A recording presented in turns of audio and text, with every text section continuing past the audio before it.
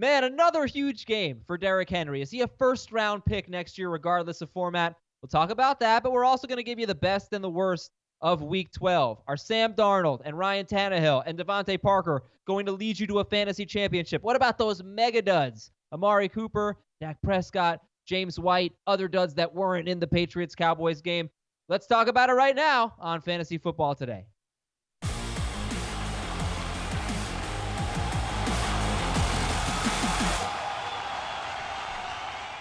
All right, today on Fantasy Football Today, the Sunday night recap, we're going to attempt to answer a few questions. First of all, can you ever start a number one wide receiver against the Patriots? Why is Darius Geis a winner this week? When should Derrick Henry be drafted in 2020? And is there anyone who's better than me in the FanDuel contest? I mean, I was pretty good, 17th in our FFT listeners. Yeah, pretty good, Heath. Not bad, right? That is awesome. Congrats. Is that the highest you've ever finished? In that particular contest? I think so. I 17th don't think out of I almost before 600. this week. I do not believe before this week I'd ever finished better than 17th in our listener contest. Oh, how'd you do this week? I finished third. Yeah, good job. It was a good DFS week for you. It was a good DFS week for me, but you know what? This is about Heath. Heath crushed it this week. Congratulations. It was my best week this season. I've been saying for 11 weeks, one of these weeks we're going to get 2 touchdowns from DJ Moore, 2 touchdowns from Leonard Fournette, and the Washington Redskins defense at $3,000 is going to be the best play on FanDuel. And this just happened to be the week. Look at that smile. Look at the smile on Heath Cummings' face.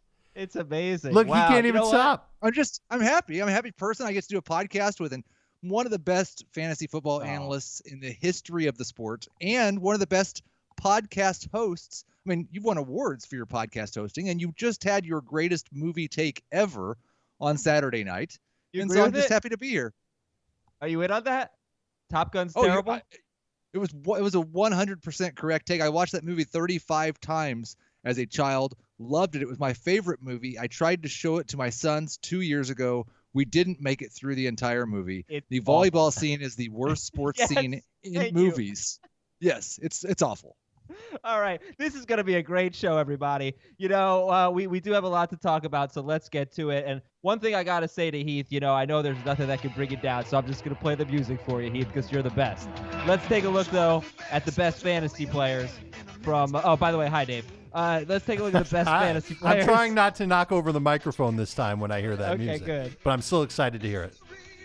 So this is not the entire list of the actual top players, but the guys who are most, fantasy relevant, not necessarily started in every week. Hey, you're the best, Sam Darnold. You're the best, Ryan Tannehill. You're the best, Rashaad Penny. Let's get to it. So Darnold with 31 points, and Tannehill is actually your number one quarterback right now, 36 fantasy points on only 18 pass attempts. That's 2 points per pass attempt for Ryan Tannehill. So, guys, going into this game, Tannehill had 22 to 25 fantasy points in 4 straight. Now he blows that out of the water against the Jaguars. He rushed for 2 scores. He threw for 2 scores. Meanwhile, Sam Darnold, he's on a bit of a roll. 23 points against the Giants, 33 at the Redskins, 31 against the Raiders. Playing very well. He's got the Bengals and the Dolphins coming up. Tannehill's at the Colts next week, then the Raiders, then the Texans. Who do you like better? Well, maybe they're both on waivers. Yeah, Darnold's 51% on Tannehill, 32. Who should we go with, and can they both help us win fantasy leagues? Darnold and Tannehill. Dave. Yes, they can both help you win fantasy leagues. I'm sorry. I interrupted you for no reason. Yes, Darnold and Tannehill. Go ahead. Sorry. Yeah, I think they can both help you win fantasy weeks. I feel like there's going to be a terrible game for Tannehill soon, but you look at the matchups and hard to find one that could really be that matchup for him. I think Darnold's matchups are just a little bit better. I like the way he's been playing the last few weeks, and I still don't believe the Jets are going to be able to have a game where they run the ball well. Where Le'Veon goes for 120 rushing yards and gets 20 carries in the game. And do you know the Jets are 2 games out of a playoff spot right now? And here come the Darnold Bengals. said that. Yeah, hey, here come the Bengals and the Dolphins. All of a sudden, the Jets look like a team that can hang around in December. Get your eyeballs popping out of your head. It's the Jets and Adam Gase doing their thing. I don't want to overlook, though, like what Ryan Tannehill has done. He's not scored fewer than 22 fantasy points in a start yet. He's running the ball now. They're calling designed runs for Ryan Tannehill, and he's leaping into the end zone and scoring touchdowns. and he's been almost flawless as a passer. And so this matchup at Indianapolis isn't as good as what Darnold has at Cincinnati. I might prefer Darnold this week. They're both going to be in the streaming conversation. And then Tannehill after this at Oakland and Houston at home. He might just be a starter the rest of the season. Okay. I'll say, like, Houston has been better lately. 2 of their last 3 games have been pretty good. But Tannehill's good games now have come against the Chargers, which was very impressive, the Bucs, the Panthers, which was also impressive, and even the Chiefs, which was pretty impressive. And now this one against the Jacksonville Jaguars. How about his last 2 games? His last 2 games, Adam, he's gotten the job done on fewer than 20 pass attempts. Like you mentioned it for this week, but against Kansas City, only 19 pass attempts. It's a little scary, though, isn't it? Yeah, that's why I'm a little bit more nervous about Tanny than I am Darnold. But I'm actually happy for Ryan Tannehill because it was not easy for him in Miami.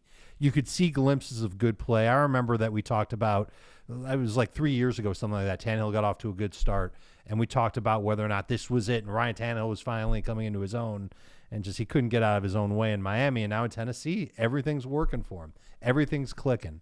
And I definitely think that he's worth rostering in fantasy. Okay, let's take a look at the top running backs this week. Leonard Fournette's number 1. Derrick Henry's number 2. We'll talk about Derrick Henry in a little bit. Christian McCaffrey is 3, although he is 2 in PPR. Nick Chubb got in the end zone, and he was involved in the passing game, and Kareem Hunt wasn't. So go figure. He had 3 catches, Nick Chubb, for 58 yards, but it's like 7 straight games with 20 or more carries for Nick Chubb. And Rashaad Penny. The 2 I want to talk about right now are Leonard Fournette and Rashaad Penny. And Heath, it hasn't happened for Kamara. Maybe that's next week for Kamara. But over the last couple of weeks, John Brown, 2 touchdowns. DJ Moore, 2 touchdowns. Leonard Fournette came into this game with 1 touchdown all season. 24 carries, 97 yards, 2 scores, plus 9 catches. I mean, so involved as a pass catcher. So that was nice to see. And he's got Tampa Bay next week. Do you even care about a tough matchup for Fournette? I don't really care about the tough matchup, and I don't really care about the game script because of the way he's being used. And they talked about it in the preseason, how they were going to throw the ball to their running backs more. They've done that. As long as he's got heavy usage in the passing game, and the thing that I love, like both of his touchdowns in this game came probably after the game had already been decided, but they threw the ball all the way down the field and then gave it to him inside the 5. He's not coming off the field unless he wants to. Heavy usage no matter what the script. It was 1 game last week where they forgot to run the ball. They still threw it to him 6 or 7 times. I don't expect that will happen again. And Fournette's going to be a top 10, if not top 5 running back rest of season. Dave, you have Chris Carson as a loser. He fumbled again. I'm a little unclear. Did he have actually really 2 fumbles? One was credited to Russell Wilson, or did he just have 1 fumble? He had one that it seemed like it was Russell Wilson's fault, but I think it was credited to Carson. Might be wrong on that. I think it was Wilson. Okay, well that's good for Chris Carson then. He had a fumble though, I think he may have had 2. He did. He had 2. Right, one of them was Russell's, one was his. Right. And the one with Russell, Russ said after the game he changed the play at the line of scrimmage, and Carson didn't hear it. And you could tell that Carson was not expecting to have the ball dropped into his gut. And even when he's like, he puts his hands in the air like, what are you doing?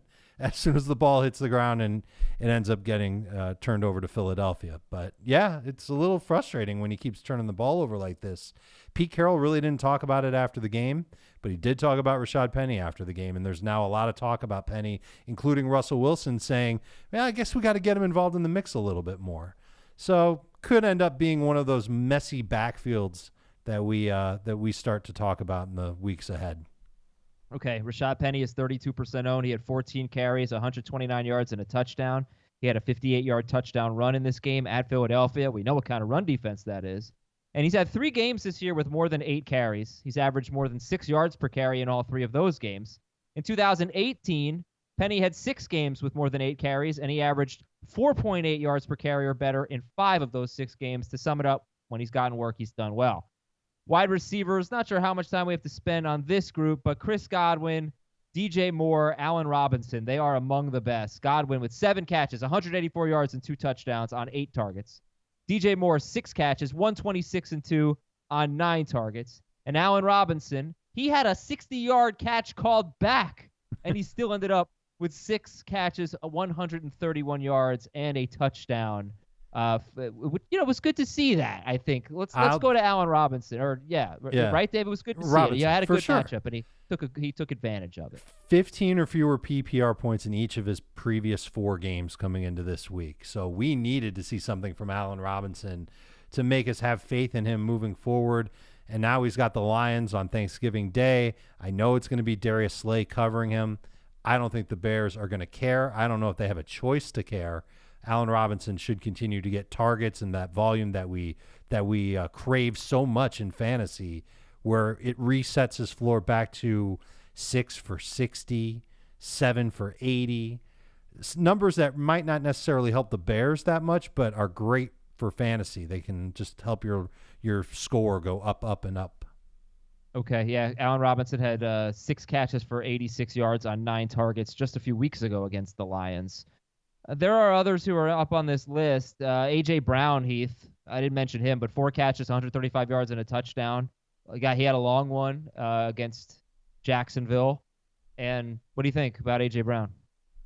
A lot of it was one big play, but again, he looks like the number 1 wide receiver in Tennessee whenever they need one.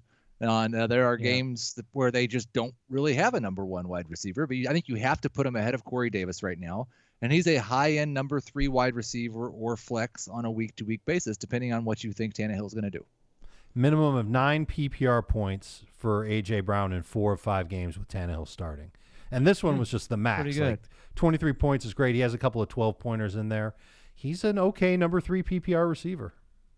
And he and Ryan Tannehill are both owned in 32% of CBS sports leagues. And the tight end to talk about, Jared Cook is one of the top tight ends this week. He had a huge game. In fact, he could have had a huge game, like huger than huge. He had 3 end zone targets and only came down with 1 of them. But 6 catches, 99 yards, and a touchdown. And I tell you, man, I got Jared Cook and Evan Ingram in one league. And when it comes time to make a decision, if I have to drop one of them, I am not going to drop Jared Cook. If I have to drop one, I'm dropping Evan Ingram, and I'm keeping Jared Cook. Why not just keep both of them? I would like to, but I don't know if I can. But the point is, you can. Jared Cook is ahead of Evan Ingram right now. You want to keep both because you know what Ingram's potential is, and there might come a time. Do you start a flex in this league, Adam? Yeah. Right, so you might start both maybe. of them. Yeah, you might start both of them. Maybe. I mean, look, like Evan Ingram against the Dolphins or something like that, which is coming up in a few weeks, maybe. But the point is, Jared Cook is a must-start guy, right? Yeah, he's back there. I hate saying it, though, because when we've said it in the past, except for that magical year in Oakland, which was last year, it's hard to trust him. He's been such an underachiever, but now he's rolling. Yeah, well, look, calling someone, especially a tight end, a must-start does not mean they won't have any bad games. So, watch Fantasy Football Today on YouTube at youtube.com/fantasyfootballtoday and subscribe to the channel. You can also watch it on CBS Sports HQ. You can watch the video show, noon Eastern, Monday through Friday, 10 a.m. Eastern on Sunday. If you can't catch it live, you can catch it on demand. That's on HQ, but definitely subscribe to our YouTube channel, youtube.com/fantasyfootballtoday, and join our Facebook group. It is just called Fantasy Football Today, and, obviously it's free. So get in there and join our contests. Today, we are giving away a T-shirt to Scott Gilly, who wrote in about his start-sit dilemma. So congratulations to Scott. Join the Facebook group. We give away a T-shirt every week. All right, here's your tweet of the day. It's from our Fantasy Football Today account. How about that? At FF Today. Follow it. How early would you draft Derrick Henry next year? How early would you draft Derrick Henry next year? 2 straight games with 159 or more rushing yards and 2 touchdowns. Is he a first-round pick, Heath? He is very close to a first-round pick in non-PPR leagues. Now, I'm guessing by the time we get around to draft season next year, we will talk ourselves out of Derrick Henry being a first-round pick non-PPR. 100%. I know. But 100%. I will say he's a high-end second-round pick in non-PPR and really a low-end second-round pick in PPR. The touchdown performance and the efficiency on the ground is really making up for not catching the ball very much. He's averaging 17.2 PPR points per game. He's been great, and can't help but think that he's going to be at least a mid-second round pick regardless of format.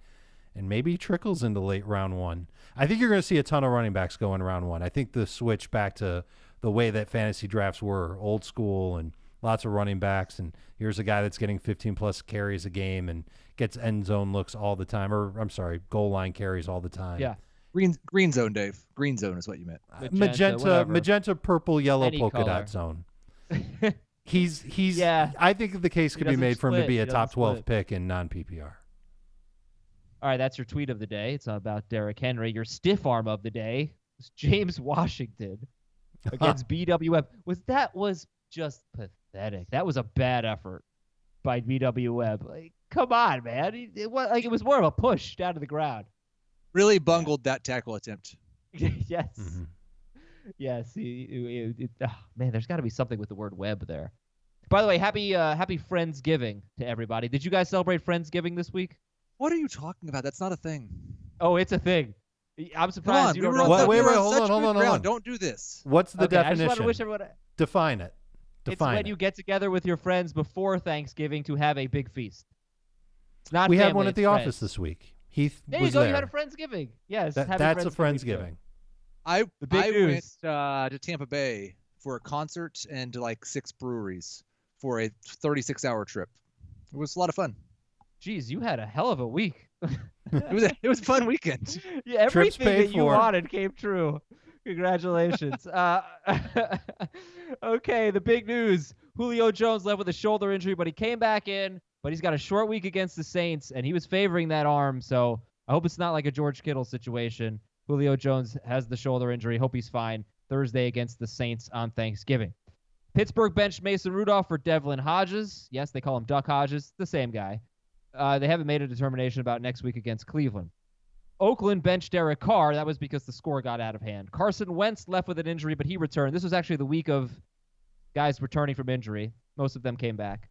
Dwayne Haskins played through a wrist injury that may have contributed to him just blatantly overthrowing Terry McLaurin in the end zone. I don't know. May have cost you a fantasy week, but I he think says also he's okay. being Dwayne Haskins contributed.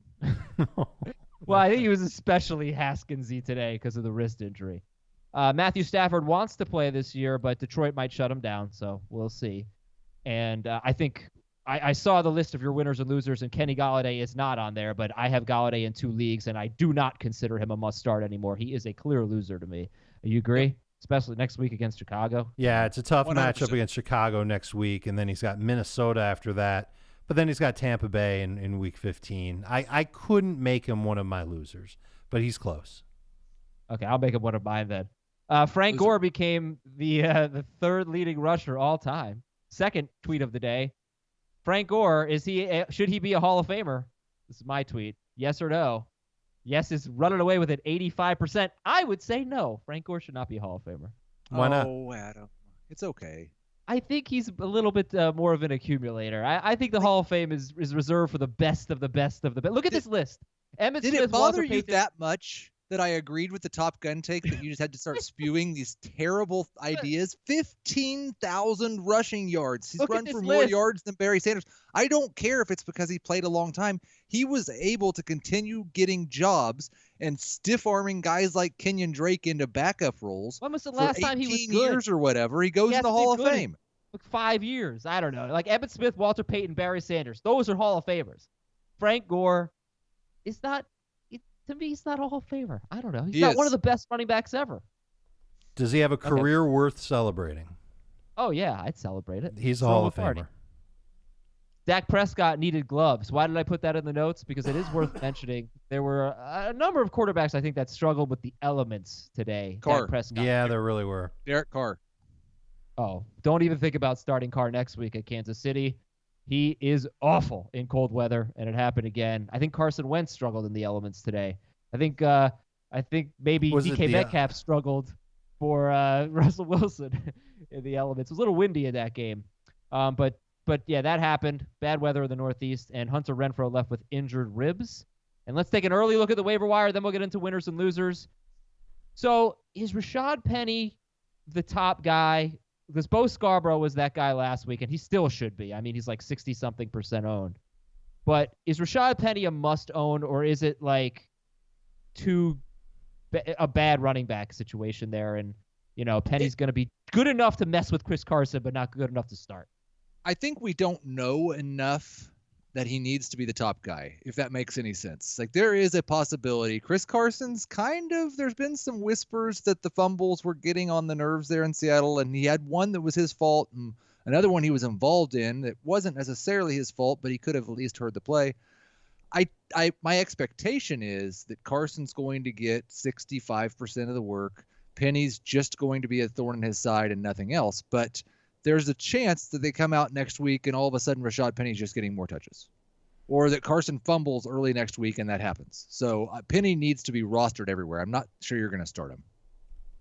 Okay. Bo Scarborough is 71% on. I'm sorry. So you should pick him up. He's got 18 carries in this game for 98 yards, and he's doing pretty well.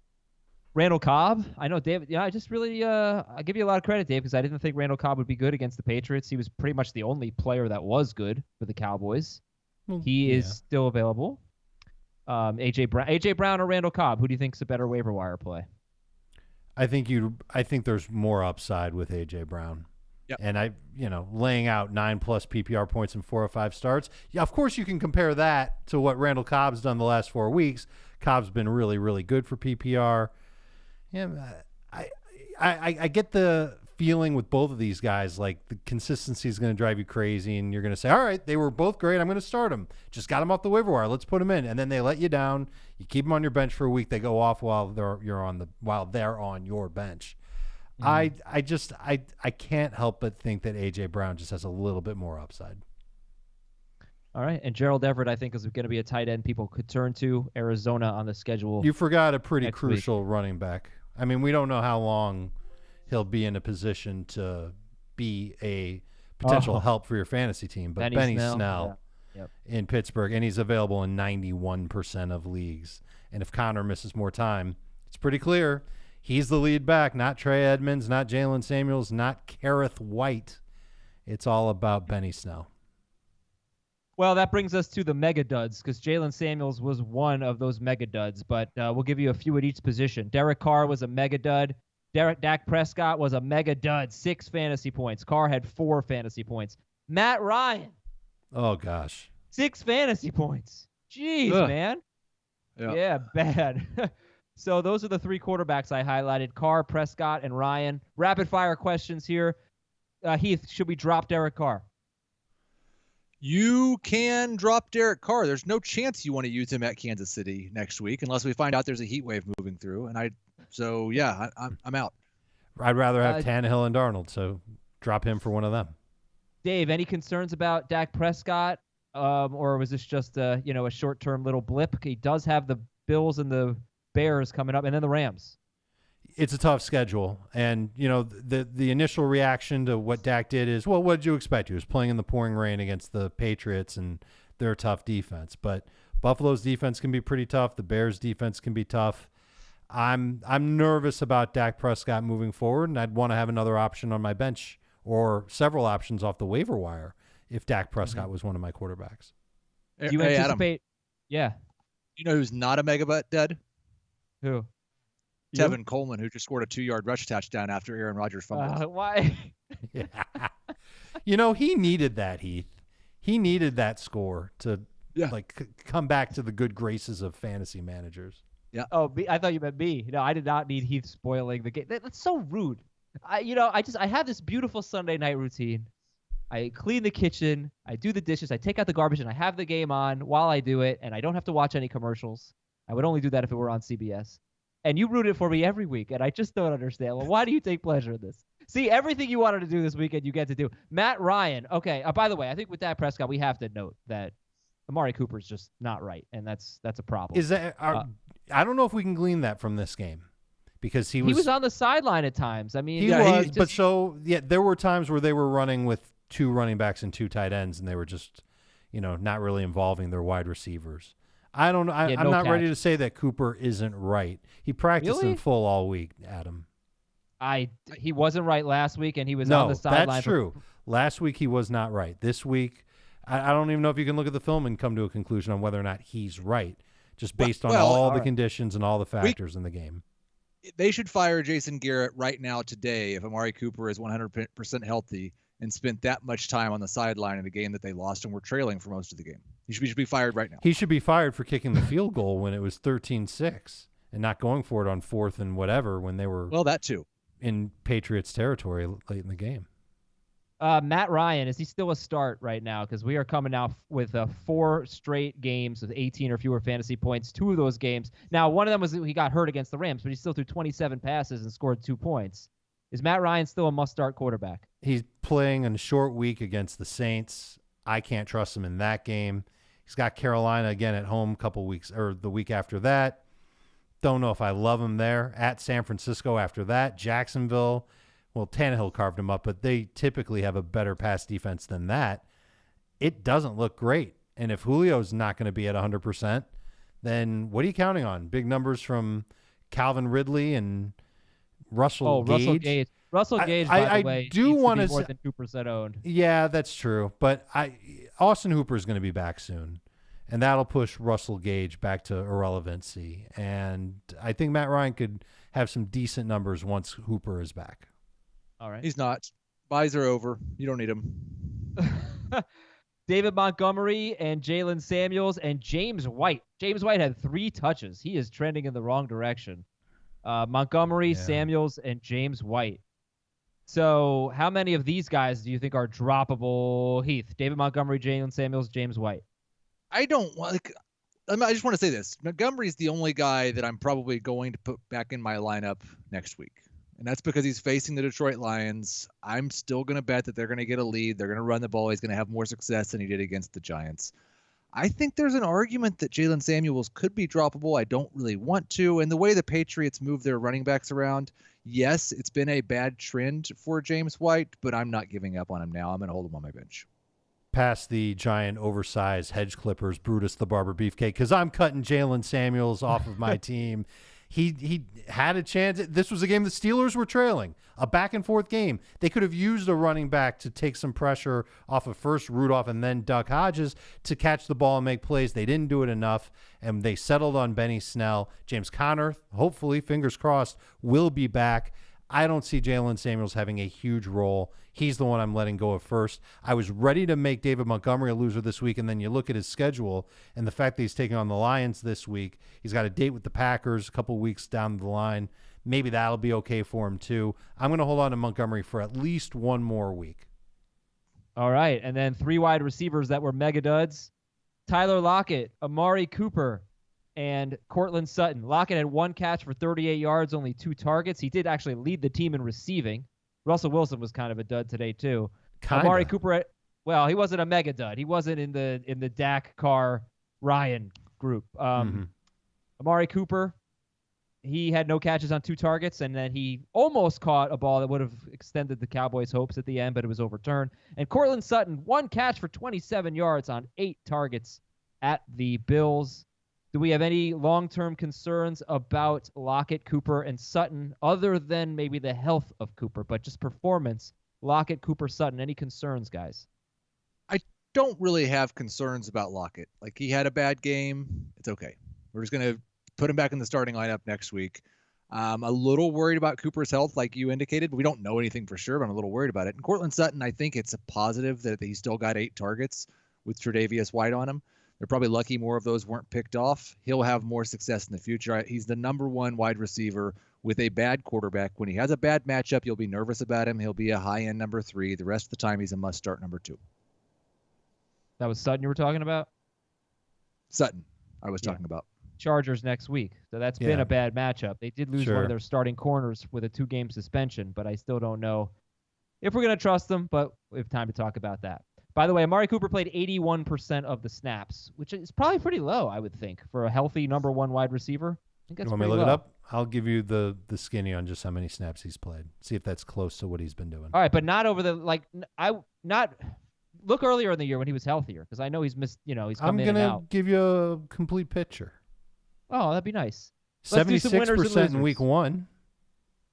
Oh, he's usually anywhere between 85 and 100%. And then last week, only 56%. Step in the right direction. He knew that was full week's worth of practice. I think he's going to be okay. Great. We'd be talking about him as a buy low candidate if there were still people making trades. But trade deadlines are pretty much here. They've come and gone. No, you can't trade for him anymore. If you can, go for it. Try and trade for him on the low.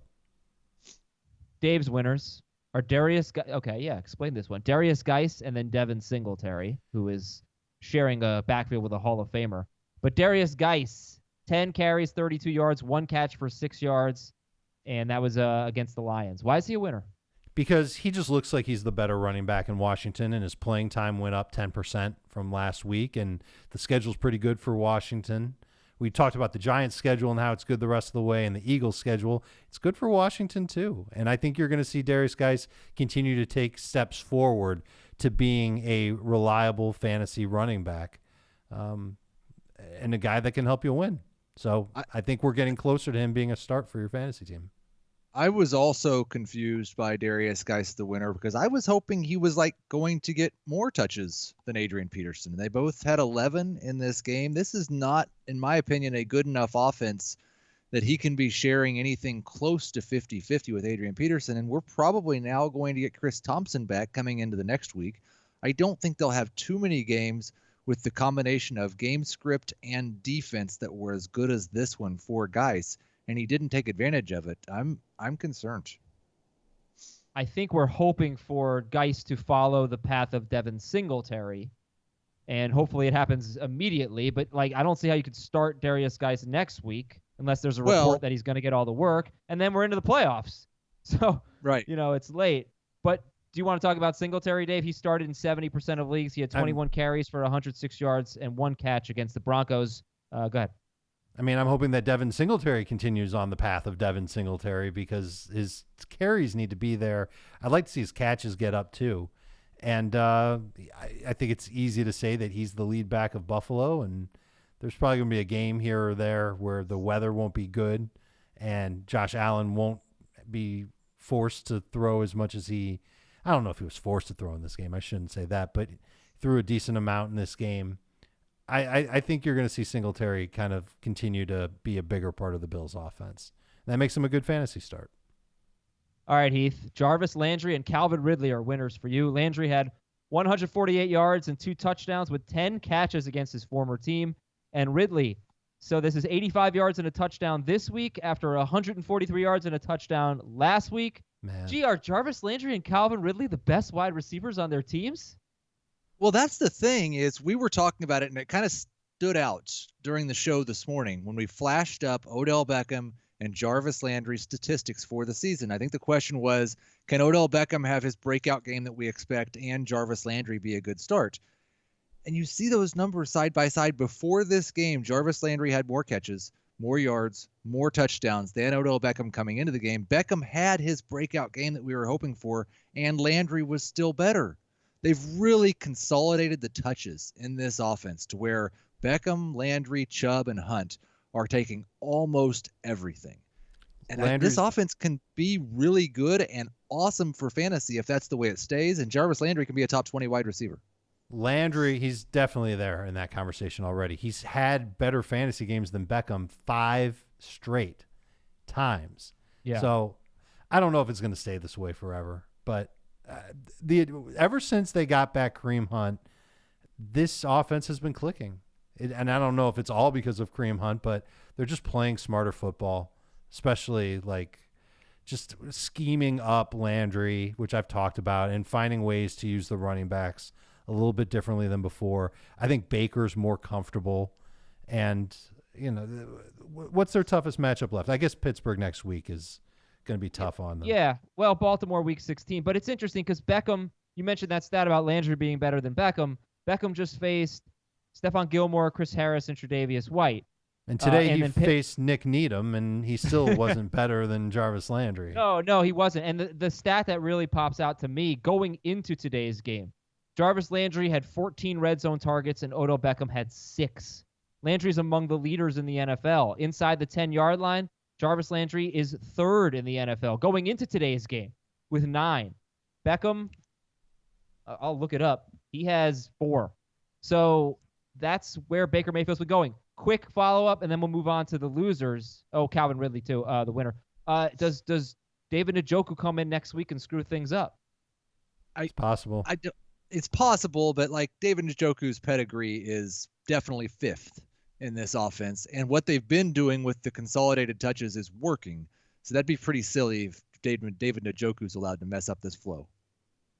All right, then. Calvin Ridley, he's not, look, nobody's going to rank him ahead of Julio Jones, but he's been better the last couple of games. And, yeah, 95% started. So I think we know what people were doing with Calvin Ridley. Does matchup even matter, or is he a must-start guy?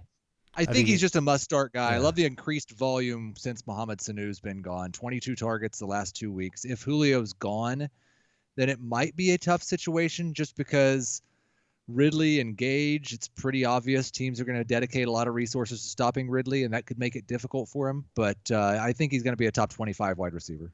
It's so weird that we'll talk about Ridley as a top 25 receiver and Julio as a top 25 receiver, and yet we can't find it within ourselves to say, stay the course with Matt Ryan, he'll be all right.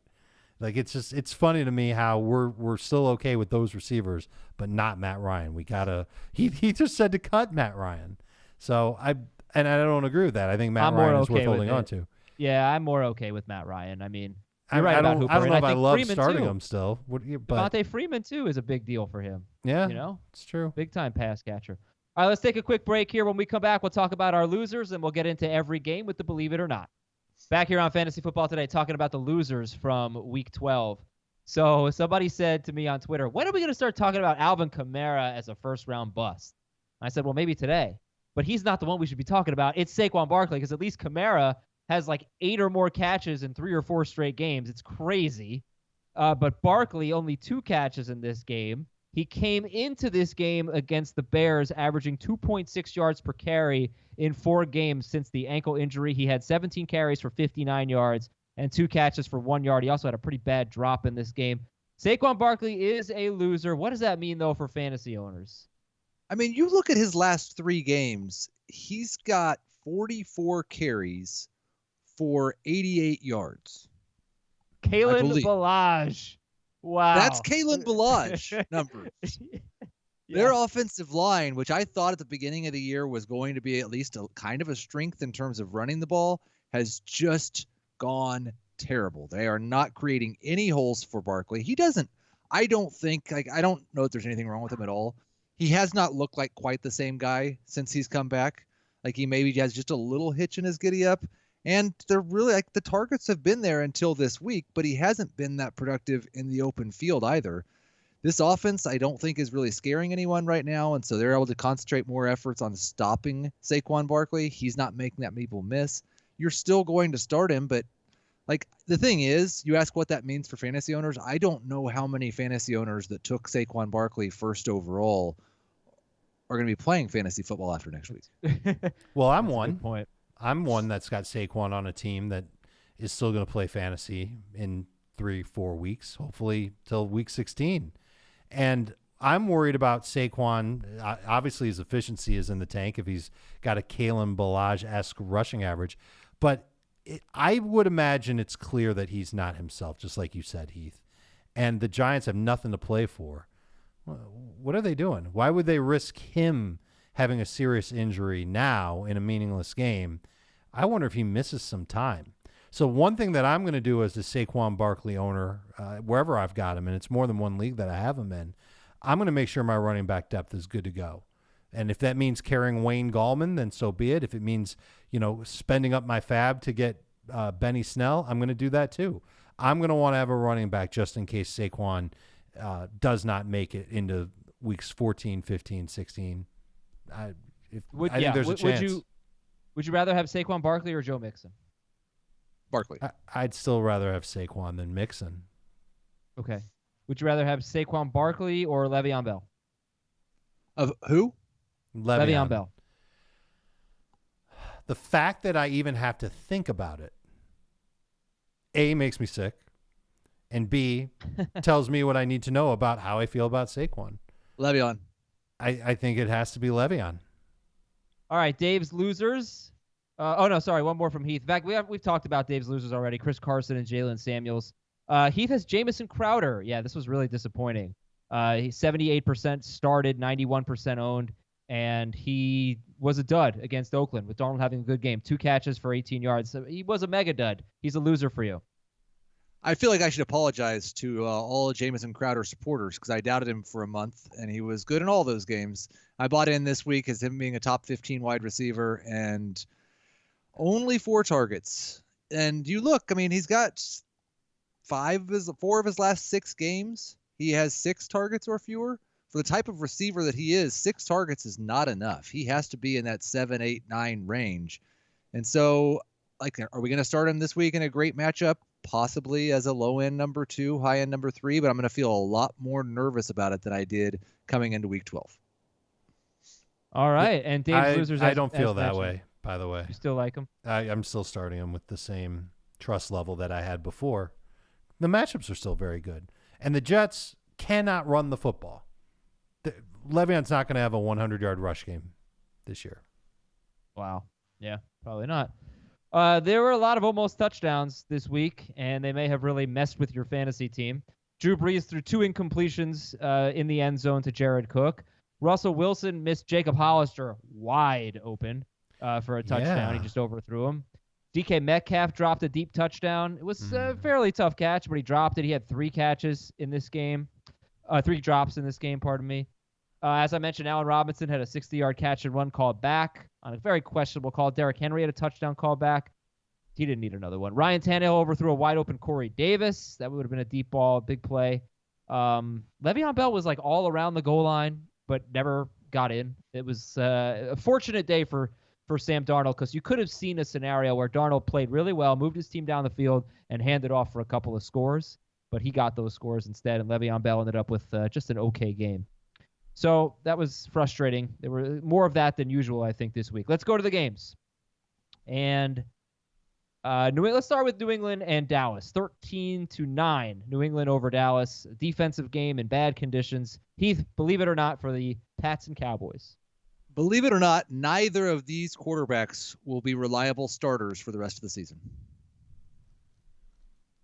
We're getting to that point in the year where Brady hands off more than throws, and it's his second straight game where he hasn't looked good. But I'm gonna tell you the same thing that I told you about Amari Cooper here. You can't trust what Brady did because of the elements, the weather, the wind, and there was bad weather or bad wind anyway last week in Philadelphia. But I don't know how good Brady is. 4 of his last 5 games have been 15 points or fewer. He only has 5 touchdown passes in his last 6 games. I pretty much thank you. Please tell me you stole that right from my notes, or like it right in bold letters. Is it stealing? I thought you provided these notes for us. You know what? Better. I would like to know if you used that to, did that help you? Yes, very much. Okay, good. It is a good stat. 15 or fewer fantasy points in 4 of his last 5 games for Brady. I had pretty much predetermined that I wasn't going to judge him too harshly on this game because he didn't have Sanu, he didn't have Dorsett, the conditions weren't good, and he's playing the Cowboys with a good defense. Guess what? The conditions aren't going to be very good rest of the season in his home games. He's got 2 games left that I think people could still buy into him. And I think next week is a really good litmus test for Brady because there won't be any element issues at Houston. Wait, let's believe it or not. All right, let's get to it. Believe it or not, Tom Brady and Dak Prescott, whatever he said, won't be reliable. Don't believe it. Yeah, I don't either, Heath, especially with Dak. I have more faith in Dak. Even though the top matchups are tough, but I believe in him if Cooper is good. What do you think? I mean, Buffalo at Chicago and the Rams. I hope that he's a starter in 1 or 2 of those games, but if Dak's my quarterback, I'm looking to see if there are any streamers available that I might want to start over him. Fair. Now, I want to mention also, you mentioned his next 3 games for Prescott: Buffalo, Chicago, Rams. Then he's at Philadelphia. Right now, their defense is playing great. It really is. I talked about it when we previewed the game on Friday against the Seahawks and Eagles. The Eagles have been so much better against the pass. They're healthier now, and Russell Wilson had very complimentary things. He said it was one of the best defense they've faced this year. So I don't know if there's a good matchup left for Dak Prescott. Up until this week, it hadn't really mattered. All right, I think we can move on here. Or you know what? No, believe it or not, Sony Michel is going to come through for fantasy owners down the stretch as they have Houston, Kansas City, and Cincinnati in their next 3 games. Sony Michel's going to come through. Week 15. Circle it. Week 15. Cincinnati. Cincinnati. What about Kansas City? Maybe. Yeah, I think he'll be fine. I will feel more comfortable in non-PPR starting Sony Michel than either of the quarterbacks.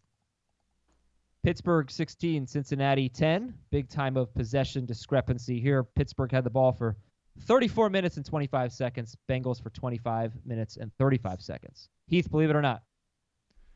Believe it or not, James Washington is the Steelers' best wide receiver. That includes Juju Smith-Schuster? Juju Smith-Schuster's not available right now. Well, I do not believe it. He's got a gigantic brace on his knee, and he's got a concussion. He's definitely better than him right now. Well, okay, fine. So let me ask you this. If you could make a trade right now, would you rather have James Washington or Juju Smith-Schuster? That's the question, Adam. That's basically what he's asking you. Well, but he did. Okay. Maybe he is the best receiver right now because I don't know when Juju's coming back. I also don't know what this offense can really be like with Devlin Hodges as the quarterback, which presumably could be the case as soon as next week. Washington made a great play today. His touchdown was awesome. He doesn't seem to do that on a very frequent basis. But he has been trending the right direction. And you look at his last 4 games, 4 for 69. That's a fine number 3 days. 6 for 90 and a score is awesome. 3 for 49 is bad, but then 3 for 98 and a score. He's taken a step as a player, and looks like he's better than Deontay Johnson right now, who kind of has hit this rookie wall. I'm pretty interested in him. Okay. Yeah, he's 39% owned, and yeah, he's certainly playing better. James Washington, 79-yard touchdown catch. Other than that, he had 2 catches for 20 yards. Let's see what we got here for the Bengals. Well, I was encouraged by Joe Mixon. I mean, I know it wasn't a great game, but he had 18 carries against a good defense and was so much better this time against Pittsburgh than he was last time. But Tyler Boyd is someone that we really probably should have talked about. So believe it or not, Tyler Boyd is back to being a must-start wide receiver. 5 catches, 101 yards, and a touchdown on 9 targets. Tyler Boyd's a must-start, believe it or not. It was a squeaky wheel game for him, wasn't it? And I was worried that the squeaky wheel wouldn't get any grease because it's Ryan Finley at quarterback, and it's just he hasn't had a good look. But Boyd made a great touchdown in this game, and he's got the Jets next week. So the next words better be believe it or not. No, I believe it. Okay. I don't believe it. I still don't believe in his quarterback. He's a number 3 wide receiver that you might need to start, but not one that I want to start. Okay. You know what's really frustrating in fantasy? Sorry for this quick aside. When you have a guy, like I picked up James Washington in a ton of leagues, and then there were just other players that I felt like I had to start over James Washington because he's James Washington and the other guys, like Brandon Cooks. But in your gut, you feel like you really want to start the guy you picked up, but you can't justify. You know what I'm talking about? You can't justify your gut feeling. But maybe you should just go with your gut more often. Okay, thanks. Thanks for paying attention. Stupid comment. All right, Jets 34. Fantasy tips. Well, but you know what I'm talking about. Like you want to make a fantasy roster decision, but you feel like it's stupid.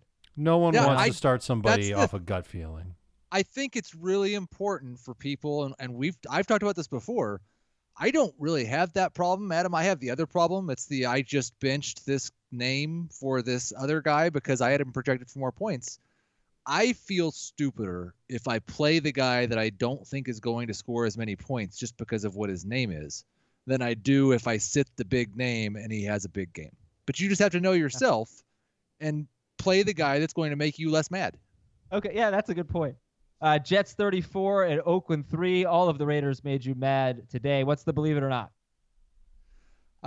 The Raiders are frauds, and none of them are as valuable in fantasy as we thought they were. Don't believe it. No, I still believe in Josh Jacobs. I'm curious. What were the number of Jaylen Rashaad targets early in the game?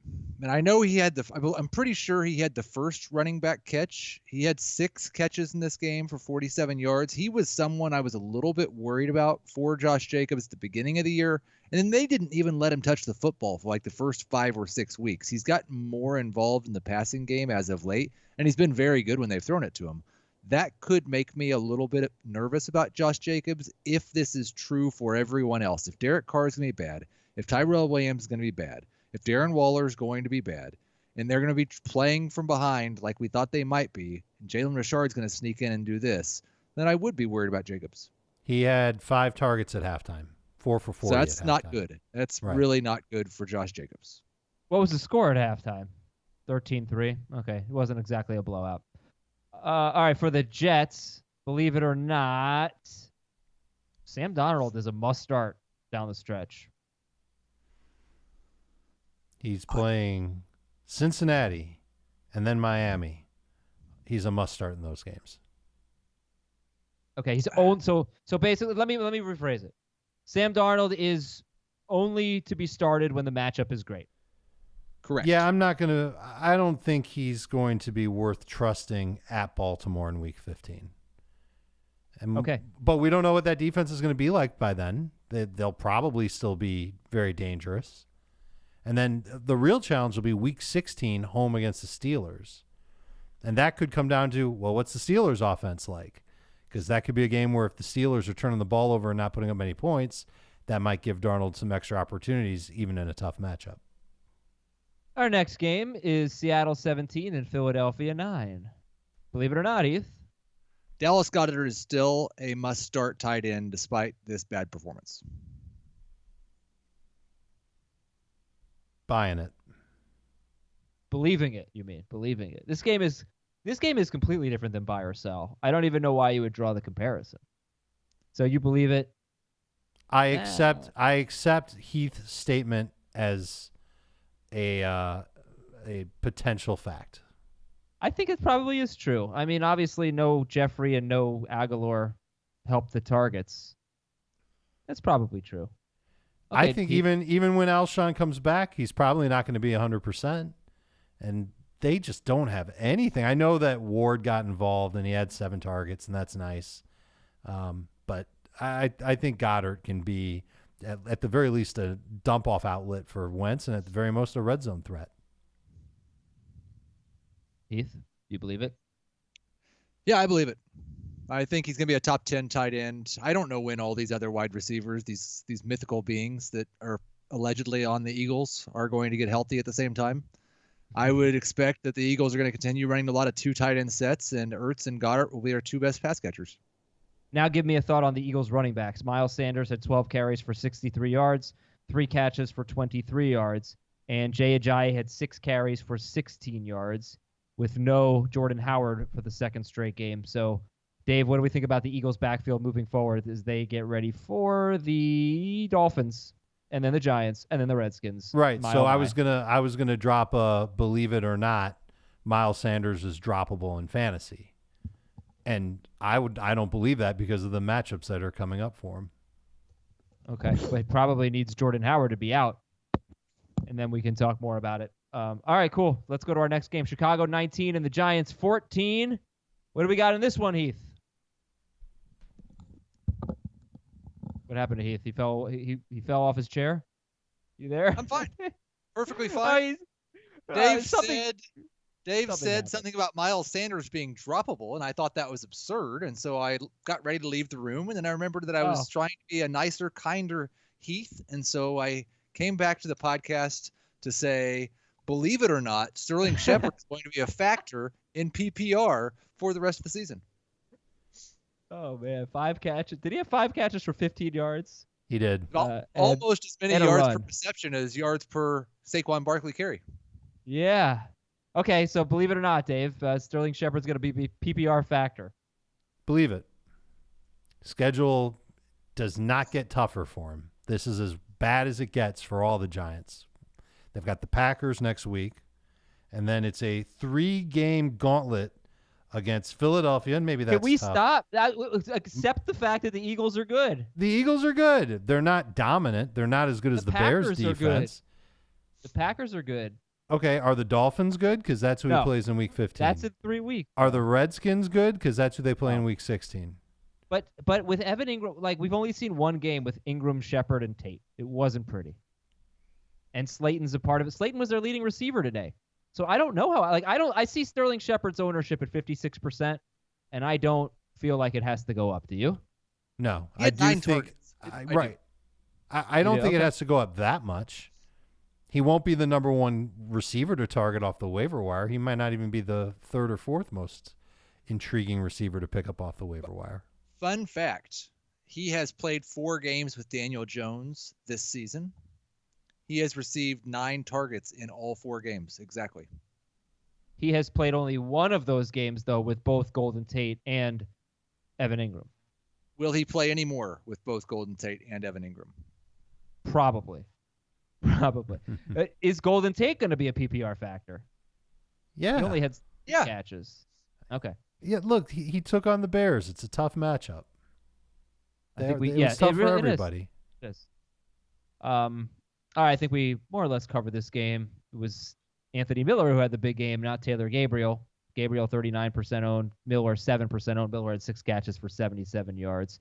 And you know about Allen Robinson. And Trubisky, to his credit, has had 3 good games in his last 5 or 6. He's been terrible otherwise, but, you know. How about 41 pass attempts for the Bears and only 19 rushes?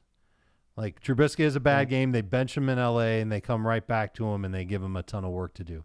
They don't take any pressure off of him at all. It's true. They couldn't run the ball, though. They really couldn't. I guess. And Montgomery had 2 carries inside the 5 and went nowhere with it. Mm-hmm. And then Trubisky went and did. Tampa One Bay, of them, 35. if he cuts back, he scores. Yeah, you're right. Tampa Bay, 13-point winner on the road at Atlanta. Heath? Ronald Jones, the must-start number 2 running back. I'm nervous to say that I believe it, but I think he might be a top 24 running back by default. He has been, you look at 3 of his last 4 games, at least 16 PPR fantasy points, at least 15 touches in all of those games. So can you explain what happened last week then? Yeah, they didn't run the ball 8 times. He had 4 carries. Peyton Barber had 0. Yeah, Jameis had 2 and Agumbawale had 2. They ran the ball as Ben Gretsch pointed out, a franchise low 8 times last week. But it was the same thing that happened to Jacksonville too. Has there been a player though where the conversation has changed week by week more than Ronald Jones?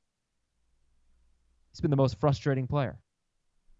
Yeah, he has. And he played 50% of the snaps today after not being as involved. I don't think he was quite as involved the week before. Yeah, 30%. 50% of the snaps is a 3-week high for him. I guess if he's going to continue to get 12 carries and a chance of getting a couple of catches each week, he'll find his way into a top 24. All right. And believe it or not, Kadri Ollison is worth adding. 2nd straight game with a touchdown. Yeah. No, I don't believe it. Cool. But Brian Hill is worth dropping. Yeah. Cleveland 41, Miami 24. The Browns' offense is finally what we were hoping they would be. Dave, what do you think? Yeah, I believe it. This is exactly what we were hoping for, was that Baker Mayfield was making plays. The 2 receivers were putting up huge numbers. Chubb would be doing a great job running the ball. Hunt has stepped in and made it even better. Took a little bit of pressure off of everybody. Start them all at Pittsburgh? I'm not sure, man. I don't know. I don't know if I'm ready to say start them all, but I think you're going to start Chubb for sure, Landry for sure, and Odell probably. Yeah. Okay. Believe it or not, DeVante Parker is a top 12 wide receiver rest of season in PPR. And let me say, before you answer, 3 games without Preston Williams, double-digit targets in all 3 games. He's been a PPR machine pretty much all year. He's had his 2 best games, though, in a row, and they were not exactly easy matchups, Buffalo and Cleveland. So what's the schedule going forward? Philadelphia, the Jets, the Giants, the Bengals. Right, so now he's got that vaunted Eagles defense that you love, Adam. Believe it. Yeah, no, that's gonna be tough. But then the Jets, Giants, and Bengals after that, he's gonna win people leagues. Whether he's top 12 or not, he's winning people leagues. He could be a top 12 receiver in PPR rest of season. Yes, I believe it. DeVante Parker or Odell Beckham rest of season. Oh my God. I've got to think about it. So maybe it is DeVante Parker. Oh my God. I just said that. I just said that. That literally just came out of my mouth. I can't believe this season. This season is bonkers. Okay. Buffalo 20, Denver 3. Heath? I can't believe it. It doesn't matter who Josh Allen's playing. He's just going to score between 19 and 22 fantasy points. Well, he played Miami, and he kicked butt in that game. He doesn't have any of those games left. Yeah, I don't believe it. I think he's got too tough a schedule left. Yeah, he won't do it against Baltimore. There have been very few teams that have been as good as against quarterbacks as the Denver Broncos. Right. 2 bad games in a row, though, for them. But 56 rushing yards, 2 straight games for Josh Allen. I mean, if he's doing that, then I agree. I thought he was a winner this week because I got away from him. I benched him for Jeff Driscoll, and it was impressive. 2 touchdown passes, 56 rushing yards, 22 points against the Broncos. Gives you a little more hope. At Dallas, Baltimore, at Pittsburgh, at New England. No way am I playing him at New England in week 16. No chance. But I don't know, man. I don't know if you're going to rank. My guess is you're not going to rank him in the top 12 more than once in the next 4 games. Probably not. And I would take Darnold ahead of him. And I would probably take Tannehill ahead of him. So maybe you put him more in that streamer conversation, but his ownership won't suggest that he's a streaming quarterback. I think at this point, if you've got Josh Allen and you still want to buy into him, you better have another quarterback and you just play the matchups. But you're not going to like playing the matchups with Allen because they're tough matchups. Dallas, Baltimore, Pittsburgh, New England. Mm-hmm.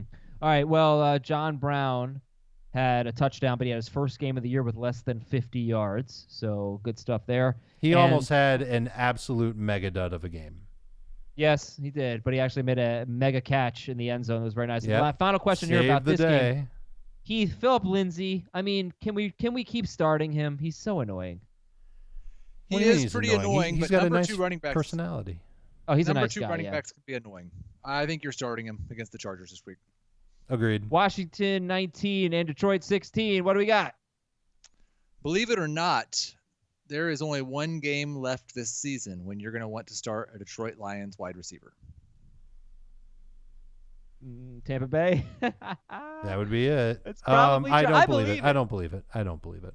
Want to start, I believe it. Have to start, probably not going to believe that. But I don't want to start in tough matchups. So this is now 8 catches in 3 games for Kenny Golladay since Jeff Driscoll took over. There aren't quite as many pass attempts available. One, because he's spreading the ball around more between Golladay, Jones, Amendola, and Jesse James. But also because he drops back, and if he doesn't see somebody open right away, he just runs himself. So I'm pretty worried about Kenny Golladay down the stretch. The Golladay target share in the last 3 games is 18 versus 21 for Marvin Jones. So it's probably a little bit closer than you'd like it to be if you're a Golladay fantasy manager and you've got him on your team. It's a little bit tough. And playing on Thanksgiving isn't easy against Chicago either. Who do you think is going to be a more valuable player rest of season, Bo Scarborough or Terry McLovin?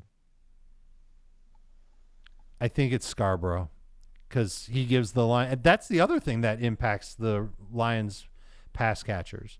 Before, when they didn't have anybody worth a darn at running back, you knew they were going to have to throw 45-plus times a game. Driscoll only threw it 33 times. Last week he threw it, I think, less than that. And they've got a rushing presence now. Scarborough gives them that. And that hurts the run game. Fewer targets for them, even though Marvin Jones just had 11. It will be Terry McLaurin if we can convince Dwayne Haskins to take selfies with fans at the start of the game instead of the end. 2 more games here. New Orleans 34, Carolina hold on a second. 31. Was that during the game? Yes, there was like 6 seconds left. He was supposed to go out. I know Case Keenum was in there to like. Yeah, he was taking selfies. Well, okay. I don't know if he was taking selfies. I think he was taking selfies. He was 100%. He was taking selfies with a fan on the field. The fan was in the stands, and he thought the game was over. they couldn't find him to snap the ball, so they had to put Keenum Case had to do it. Is that really what happened, or did they say go ahead, you're done? There's video Bill evidence. Callahan said we couldn't find him, and Dwayne Haskins said I thought the game was over. It was terrific. Oh my goodness, I didn't know that was the case. All right, Heath, what do we got for Saints and Panthers? Saints and Panthers. DJ Moore is a top 10 wide receiver rest of season.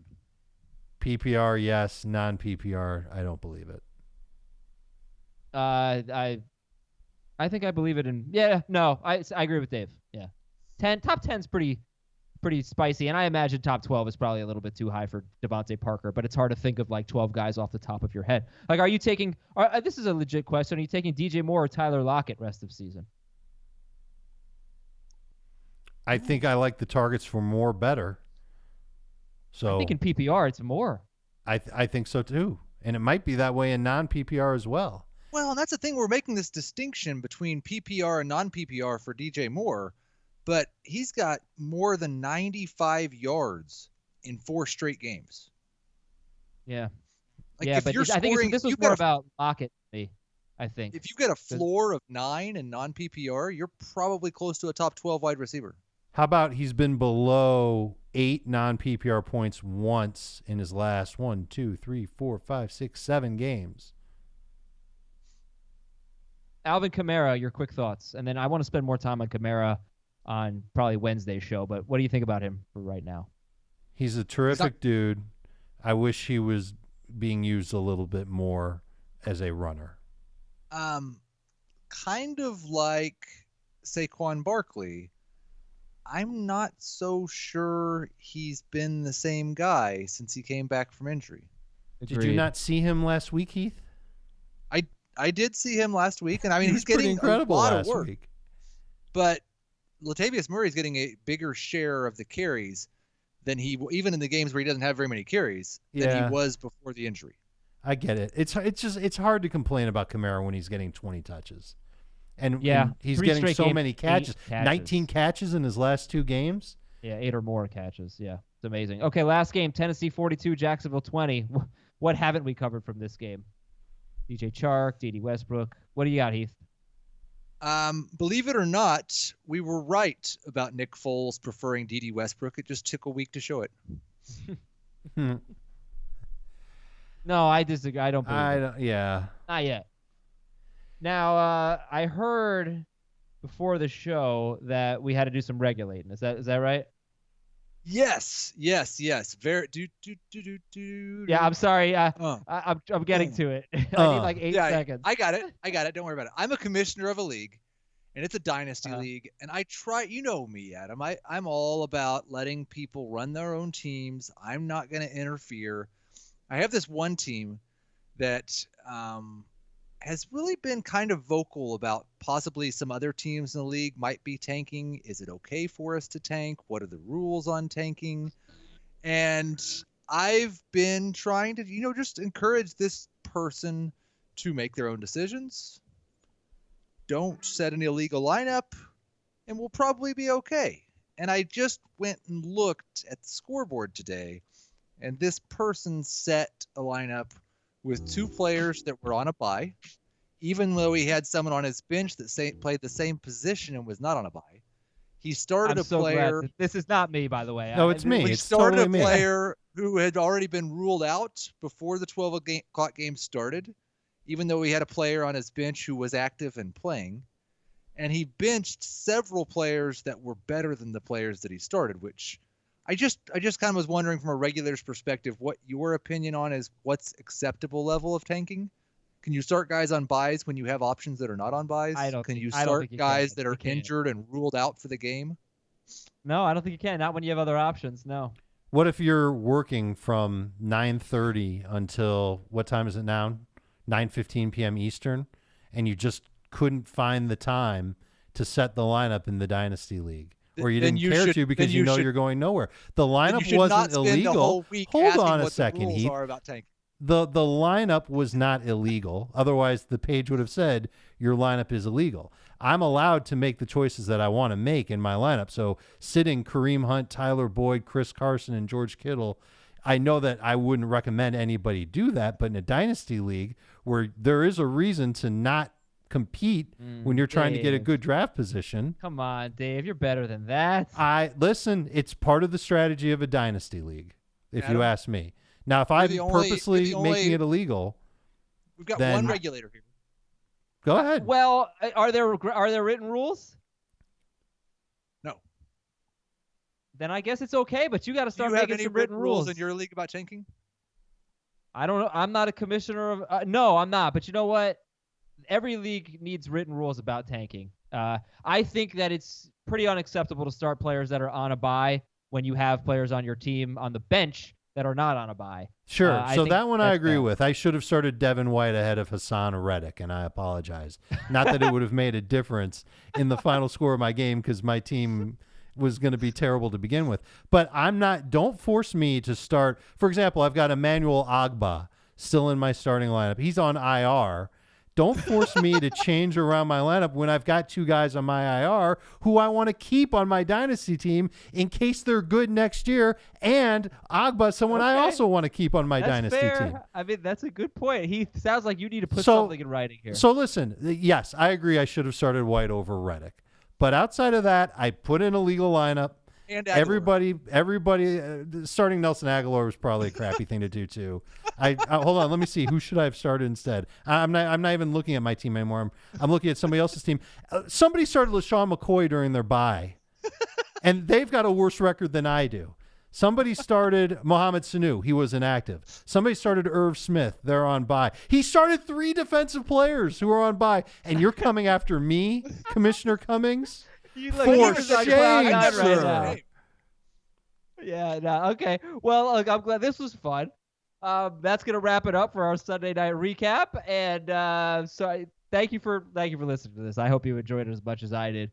It has not been sufficiently regulated, but hopefully we'll have some ground rules going forward. We'll talk to you on Monday with an injury update and with the big storylines around fantasy football. For Dave Heath, I'm Adam. Niners up 10.